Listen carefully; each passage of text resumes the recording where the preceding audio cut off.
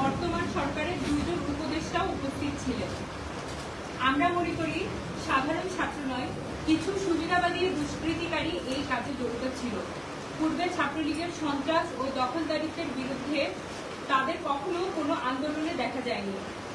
আজ সাধারণ ছাত্ররা যখন ছাত্রলীগের সন্ত্রাস দখলদারিত্ব যেন আবার ফিরে না আসে সে চেষ্টা করছে, তখন এই সুবিধাবাদীরা আন্দোলনকারী সেজে ছাত্রলীগের মতোই ক্যাম্পাস এবং হল দখল নিতে চাইছে।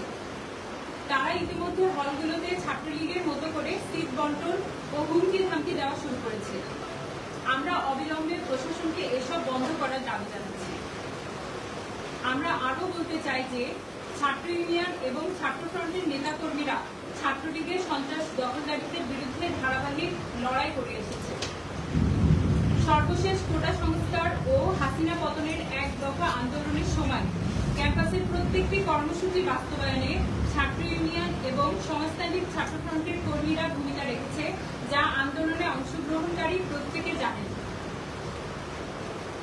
বন্ধ ক্যাম্পাসে গত 3 ও 4 আগস্ট হাসিনা পতনের 1 দফা আন্দোলনের সময় ছাত্র ইউনিয়নের সাধারণ সম্পাদক তারেক আব্দুল্লাহ বিন আনোয়ার ছাত্রলীগের সন্ত্রাসীদের দ্বারা মারধরের শিকার হয়েছে।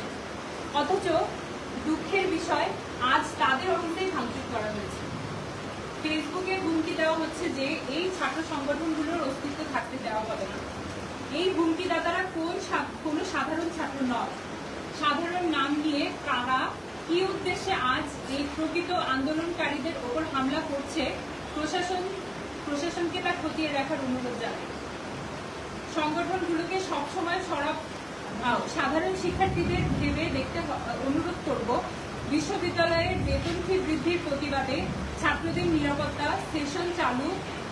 স্টেশন চালুর বিভিন্ন দাবিতে যে সংগঠনগুলো সবসময় সরব থাকে, আজ তাদের অফিসে এই হামলা কি কোনো গণতান্ত্রিক কর্মকাণ্ড হলো? এত রক্ত ঝরানো আন্দোলন তাহলে কিসের জন্য? কেউ একটা ডাক দিলে কিছু লোক জড়ো হয়ে কি করে একটা সংগঠনের অফিস ভেঙে তছনছ করে দিতে পারে? এই নৈরাজ্য এবং জবরদস্তির জন্য কি আবু সাইদ প্রাণ দিল?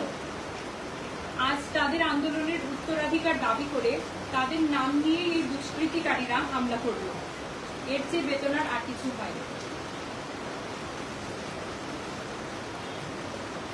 আমরা শত শহীদের রক্তের বিনিময়ে যে নতুন দেশ পেলাম, সে দেশে আবারও আওয়ামী লীগের মতো ফ্যাসিবাদী কোনো আক্রমণ বরদাস্ত করব না। অবিলম্বে এই ঘৃণ্য হামলার সাথে যুক্তদের চিহ্নিত করে বিচারের আওতায় আনার দাবি জানাচ্ছি। একই সাথে বিশ্ববিদ্যালয়ের হলসমূহে সাধারণের নাম করে সিট বন্টন, হুমকি ধামকি প্রদান বন্ধ করে প্রশাসনিক তত্ত্বাবধানে সিট বন্টন, ডাইনিং চালু, বাক্স নির্বাচন এবং অবিলম্বে ক্যাম্পাসের একাডেমিক কার্যক্রম শুরু করার দাবি জানাই। বার্তা প্রেরক তারেক আব্দুল্লাহ বিন আনোয়ার, সাধারণ সম্পাদক, বাংলাদেশ ছাত্র ইউনিয়ন বাতিল সংসদ।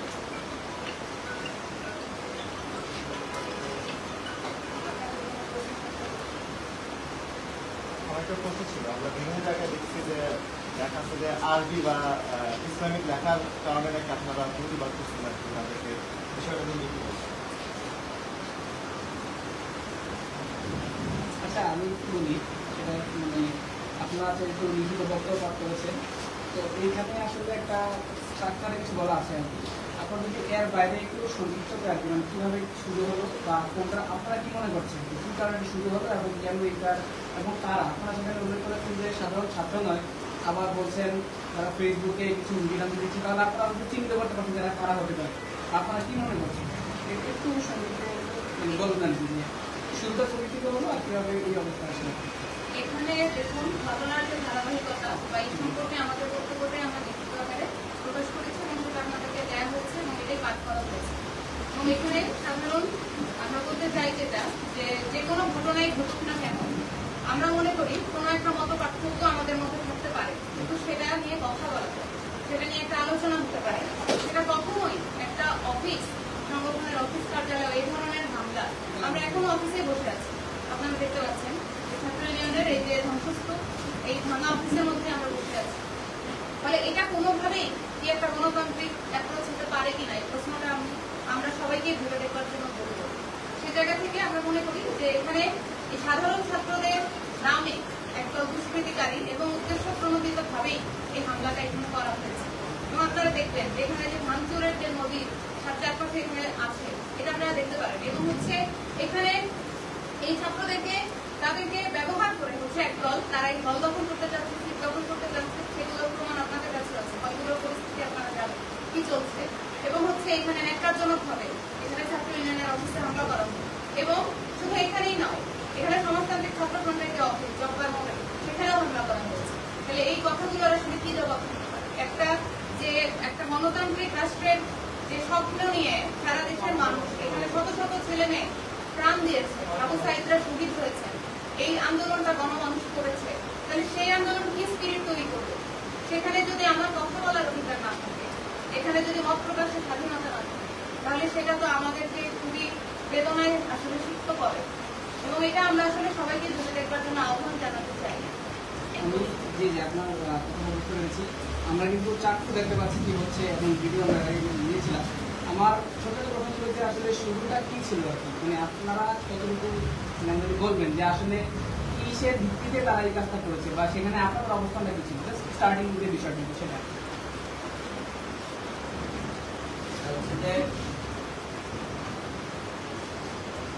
আপনারা জানেন যে ছাত্র ইউনিয়নের যে একটা বড় দেয়াল আছে, সেটাতে মুজিব বর্ষের কারণে সেখানে ছাত্রলীগের কর্মীরা কিছুদিন থেকে এই দেওয়ালটা দখল করে রাখছে। তারপরে তারা বলছিল যে মুজিব বর্ষ শেষ হলে এই দেওয়ালটায় আপনারা লিখবেন।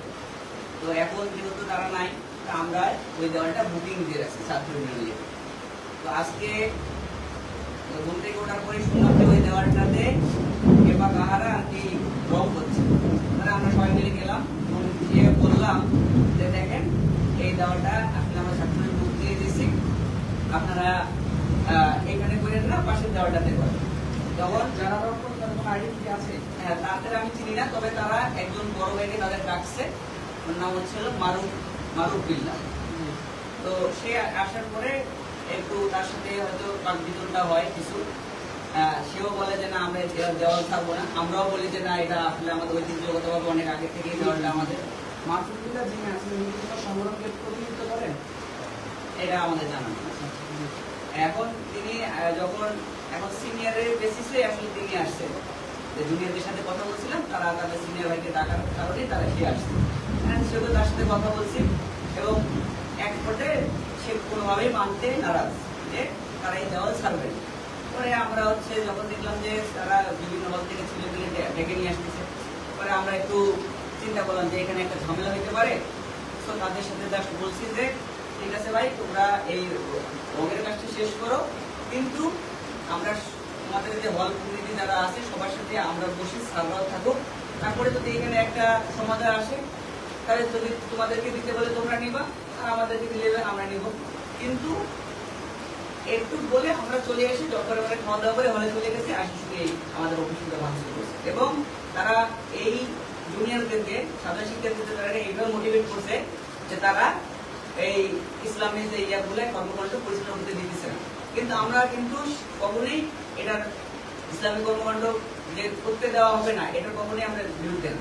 আমরা চাই যে এই বিশ্ববিদ্যালয়ের সকল দল মত এই বিষয়ে সবাই থাকুক, সবাই তাদের মত প্রকাশ করুক। কিন্তু আমরা যে দেওয়ালটা আমাদের ছিল বলে আমরা যা বলছি যে এই দেওয়ালটা আমরা নেই, পাশের দেওয়ালটা আপনারা নেই। আর তারা বলছে যে না আমরা এই দেওয়ালটা নেই আর পাশের দেওয়ালটা আপনারা নেই। কথাটা কিন্তু এই জায়গায় হয়েছে, কিন্তু ওরা বুঝাই বলছে বা আপনারাও অনেকে নিউজ করছেন যে আমরা বাধা দিচ্ছি ইসলাম ধর্মী এই প্রচারগুলো করতে বাধা দিচ্ছি, কিন্তু আসলে আমরা বাধা দিইনি। আমরা বলছি যে আপনারা আরো অনেক দেওয়াল আছে সেখানে করেন, এটা আমাদের দেওয়াল। কিন্তু তারা বলছে যে না আপনাদের ছাত্র রাজনীতি করতে দেবো না আমরা, যার কারণে আপনাদের এইখানে করতে দেবো। ওরা আমরা বলছি যে বিশ্ববিদ্যালয়ের সিন্ডিকেট মিটিং হোক, সেখানে যদি রাজনীতি বন্ধ করা হয় তখন আমরা আর করবো না। কিন্তু এখন যেহেতু বন্ধ হয়নি সেহেতু আমাদেরকে এই অ্যাক্সেসটুকু দিতে হবে, কিন্তু তারা এই অ্যাক্সেসটুকু দেয় নাই এবং নিজেদের মধ্যে হয়তো তারা কি কথা বলছে আমরা জানি না।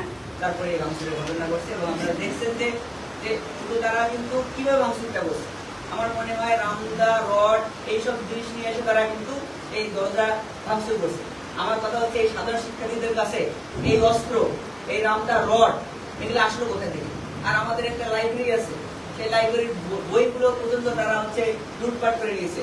টিভিটা ছিল, টিভিটা পর্যন্ত লুটপাট করে নিয়েছে। এরা কি সাধারণ শিক্ষার্থী? আমি মনে করি না যে এরা সাধারণ শিক্ষার্থী।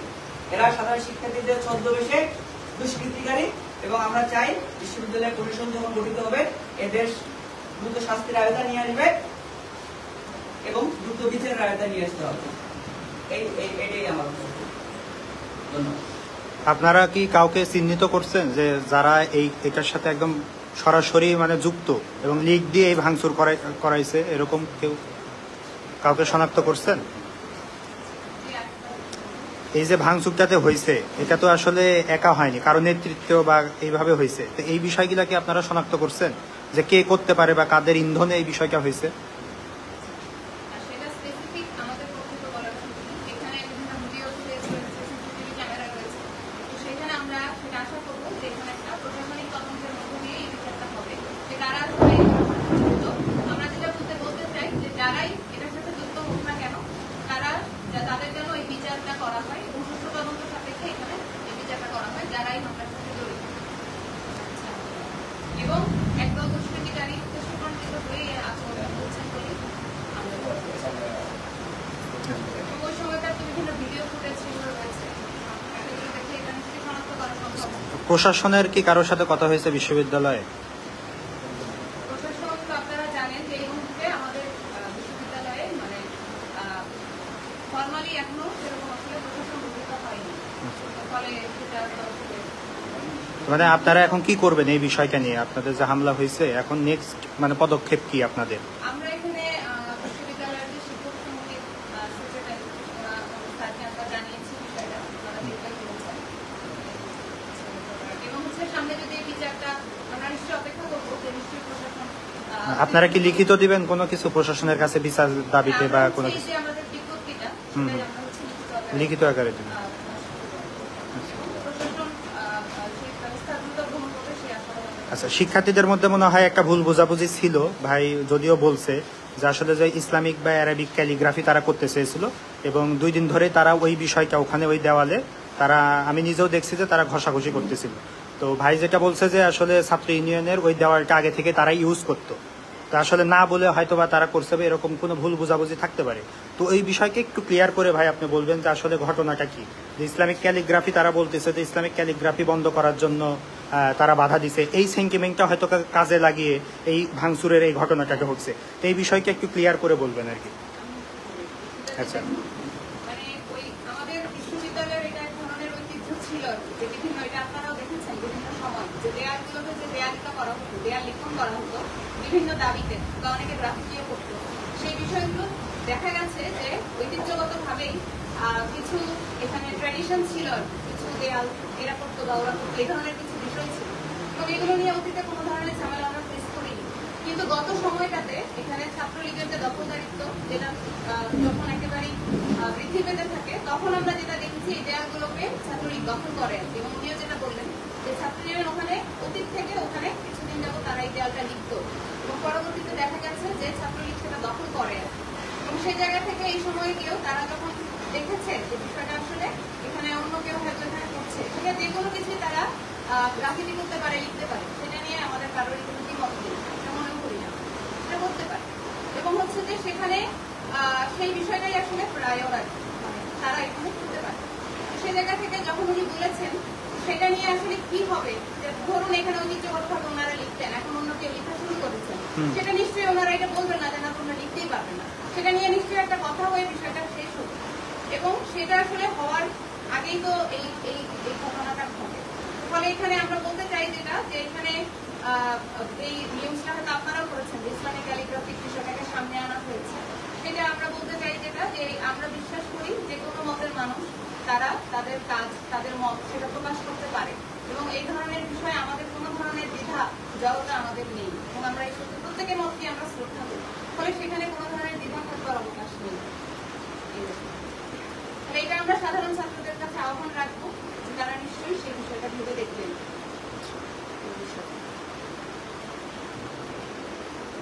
ভাই আপনি একটু বলবেন যে আসলে আপনার সাথে যেহেতু ওখানে কথা হয়েছিল ওদের, যে ওই বিষয়টা আসলে কিভাবে মানে এত দূর মানে সংঘর্ষ বা এই ভাঙচুরের অ্যাগ্রেসিভনেসটা তাদের মধ্যে কিভাবে আসলো, সাধারণ কথা থেকে আসলে এটা কথা যেটা হচ্ছে যে তার সাথে মানে মারুফ বিল্লাহ যে ছেলেটা, তার সাথে আমার কিন্তু শেষ যে কথাটা হয়েছিল যে দেখো ভাই, তোমরা আপাতত কাজটা যতটুকু রং করছো রাখো, তোমাদের প্রতিনিধি যারা আছে তাদের সাথে আমরা বসবো, সেখানে স্যাররাও থাকবে এবং তারা যা মানে যদি সাধারণ শিক্ষার্থীরা সেখানে যুক্তিতে যদি তারা আসে যে হ্যাঁ তারা এই ওয়ালটা করতে পারবে, তাহলে তারা করবে, আমরা তাদেরকে দরকার বলে আমরা তাদেরকে সহযোগিতা করবো।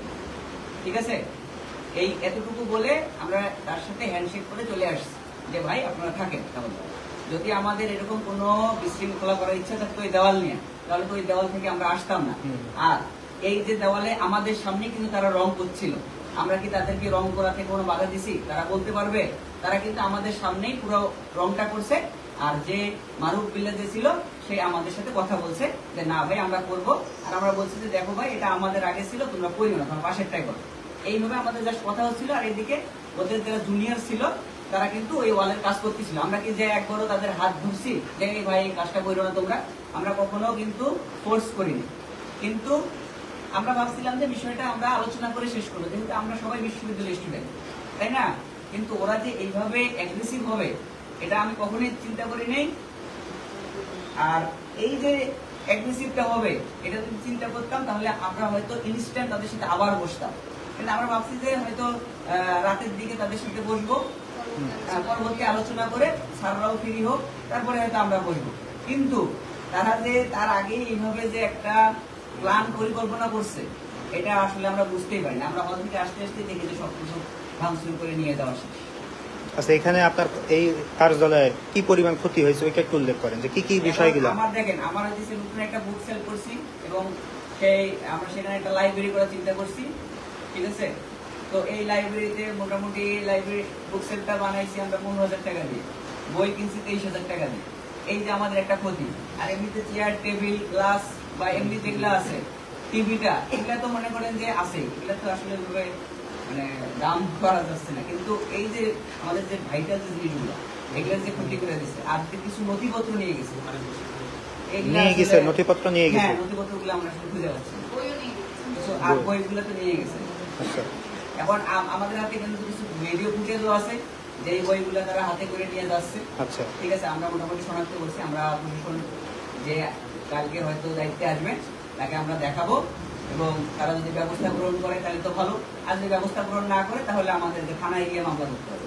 এছাড়া এখন আমাদের উপায় নেই, যেহেতু প্রশাসন আমাদেরকে কোনো হেল্প করতেছে না। আমরা সরকার স্যারকে সেই দুপুর থেকে ফোন দিতেছি, এখন পর্যন্ত সে আসেনি। তাহলে তো আমাদের সরকার পদক্ষেপ দিতেই হবে। তারা সেটা উদ্যোগ গ্রহণ করবে না। ঠিক আছে, ধন্যবাদ। কারো আর কোনো প্রশ্ন আছে? আর কোনো প্রশ্ন আছে? মোটামুটি